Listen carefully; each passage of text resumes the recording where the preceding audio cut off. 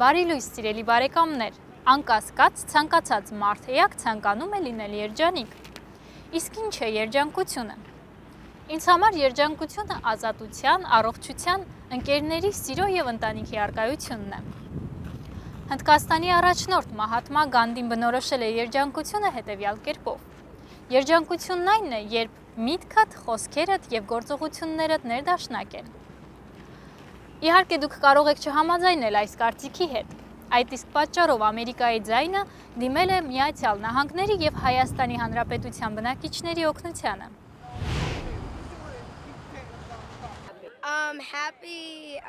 Ընկերներիս եւ ընտանիքիս հետ լինելն ու սպորտով զբաղվելը երջանկացնում են ինձ։ Երջանկությունն ինձ համար այն է, երբ արևոտ եւ ուրախ օր եմ անցկացնում ընտանիքիս հետ։ Երջանկությունը ինձ համար նա է, որ բոլորը լինեն երջանիկ ու առողջ։ Երջանկությունը չի կարող լինել ինչ։ Երջանկությունը կարող է լինել ով կամ ովքեր։ Երջանկությունը ունենալ այնպիսի մի մարդ կամ մարդիկ քո շրջապատում, որոնք քեզ կհասկանան, կսիրեն, կընդունեն, քո ամեն մի խենթությունը, քո ամեն մի միտքը, արարքը։ Երջանկությունը իմ համար սեր գտնելը եւ երջանիկ ապագա ունենալը։ Իրական երջանկություն է, երբ ես նրանց հետ զբոսնում ու պատմություններ եմ նրանց պատմում, երբ աչքերիս առաջ նրանք մեծանում են։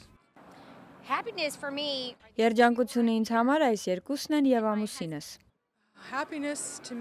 Երջանկությունը ինձ համար բնության գրկում լինելն է, ստեղծագործելը, սիրելը եւ սիրված լինելը։ Ինձ համար երջանկությունը ընտանիքս է, 3 որդիներս ու ամուսինս։ Տեսնել նրանց ուրախ եւ առողջ, հենց սա է երջանկությունը։